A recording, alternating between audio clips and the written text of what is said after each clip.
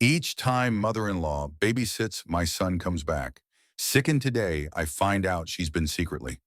My son's cough echoed through the house like a cruel metronome, each hack a reminder of my failure to protect him. I stared at the thermometer, 101.2 to go. Another fever, another night of worry. Every time my mother-in-law, Diane, babysat, Ethan came home sick, and I was done pretending it was a coincidence. It started innocently enough, 6 months ago, when my husband, Mark, and I needed help juggling our jobs and Ethan's boundless energy. Diane offered to watch him one day a week. She was his grandmother, after all family, someone I thought I could trust. Her warm smile and homemade cookies made it seem like a godsend. But then the pattern emerged. Every Tuesday, after Diane's day with him, Ethan would come home pale, listless, or burning up with fever, a cold, a stomach bug, a mysterious rash, always something. I'd ask Diane what happened, and she'd shrug, her voice dripping with concern that never reached her eyes. Kids get sick. Anna, she'd say, you're overreacting. Mark dismissed it too. Mom's raised 3 kids. She knows what she's doing, but I wasn't so sure. My gut screamed that something was wrong, and I couldn't shake the image of Diane's overly calm demeanor when Ethan was unwell. It was like she enjoyed my panic, savoring it like a fine wine. Last Tuesday was the breaking point. Ethan, my bright-eyed 4-year-old who usually raced around like a tiny tornado, was curled up on the couch, shivering under a blanket. His cheeks were flushed, his breathing shallow. "Mommy, my tummy hurts," he whispered, and my heart cracked. I called the pediatrician, who prescribed rest and fluids, but I couldn't rest, not anymore. I started digging. I began with subtle questions. "What did you and Grandma do today, buddy?" I asked Ethan when he felt better. His answers were vague, playing, eating snacks, watching cartoons. Nothing unusual, except for one detail: Grandma gave me her special juice. My stomach twisted. Special juice? Diane had never mentioned anything like that. When I pressed Ethan, he said it tasted funny, like medicine. I confronted Diane the next day. "What's this special juice Ethan's talking about?" I asked, keeping my tone light to avoid a fight. She laughed, waving her hand dismissively. "Oh, just some apple juice with a splash of lemon for his immune system." "You're so paranoid, Anna." Her laugh was too loud, her eyes too sharp. I didn't buy it. That night, I couldn't sleep. Mark was working late, and Ethan was finally resting, his fever down. I sat at the kitchen table, staring at Diane's number in my phone, debating whether to call her again. Instead, I grabbed my keys. I drove to her house unannounced, my heart pounding with a mix of fear and fury. If she wouldn't tell me the truth, I'd find it myself. Diane's house was quiet, the porch light casting eerie shadows. I'd been here countless times, but tonight it felt foreign, like stepping into a stranger's domain. I used the spare key she'd given us for emergencies and slipped inside. The living room smelled of lavender and bleach, an unsettling combination. I crept toward the kitchen, where Diane kept her special ingredients. My hands trembled as I opened cabinets, searching for anything suspicious. In the pantry, behind a stack of canned peaches, I found a small, unmarked bottle filled with a pale yellow liquid. No label, no brand, just a cheap plastic bottle with a handwritten note taped to it. For Ethan, my blood ran cold. I shoved it into my pocket and kept searching, my mind racing. What was she giving him? Why? Then I heard the creak of floorboards. Diane stood in the doorway, her silhouette framed by the hallway light.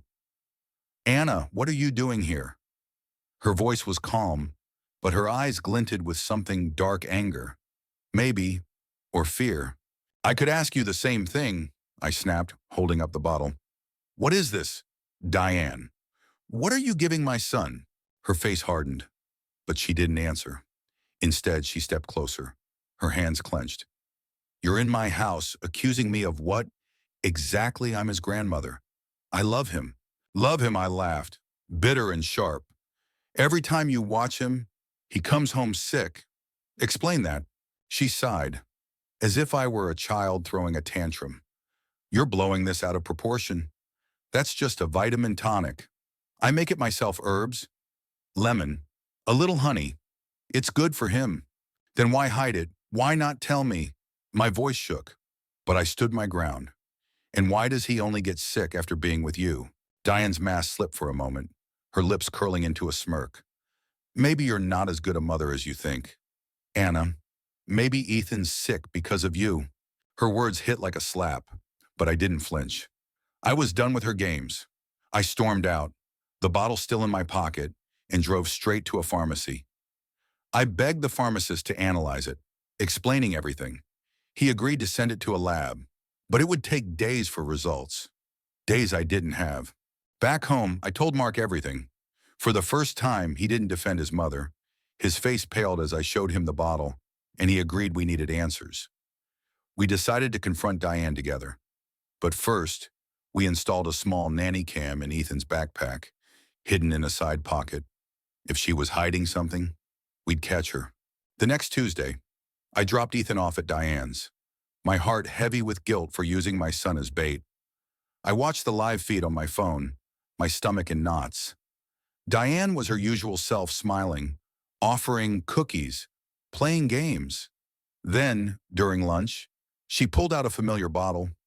My breath caught as she poured a small amount into Ethan's juice. "Drink up, sweetie," she said, her voice syrupy. Ethan sipped it, wincing at the taste. I called Mark, and we raced to Diane's. When we burst in, she was washing dishes, acting like nothing was wrong. "What's this about?" she asked, feigning confusion. I held up my phone, showing the footage. "Care to explain this?" Her face crumpled, but not with guilt, with defiance. "You spied on me in my own home." "Enough," Mark shouted, his voice shaking. "What's in the bottle?" "Mom, what are you doing to Ethan?" Diane's eyes darted between us, and for the first time, she looked cornered. "It's nothing harmful," she said finally.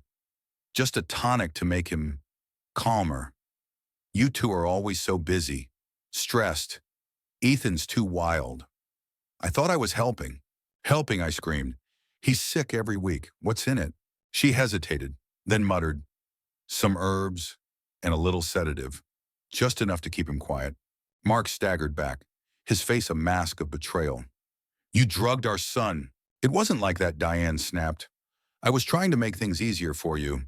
You're always complaining about how hard it is to raise him." Her words hung in the air, a twisted justification for her actions. I felt sick not just for Ethan, but for the trust we'd placed in her. The lab results came back the next day, confirming her story. The tonic contained a mild sedative, not enough to cause serious harm, but enough to explain Ethan's lethargy and frequent illnesses. The stress on his little body had weakened his immune system, making him susceptible to every bug. We cut Diane out of our lives. Mark was devastated, torn between his mother and his family. But he chose us. Ethan's health improved almost immediately, his energy returning like a sunrise after a long night. But the scars remained not on him, but on me. How had I let this happen? How had I trusted her for so long? Looking back, I see the signs. I missed Diane's need for control, her subtle jabs at my parenting, her insistence on being indispensable. She wasn't just babysitting. She was manipulating, reshaping our lives to fit her vision. It wasn't about love, it was about power. Now, as I tuck Ethan into bed, his laughter filling the room, I'm reminded of what matters most. Family isn't just blood, it's trust, love, and protection. I failed him once, but never again. What do you think? Was I too harsh on Diane? Or was cutting her off the only way to protect my son? Share your thoughts, I'd love to hear them. End synonym, Enen.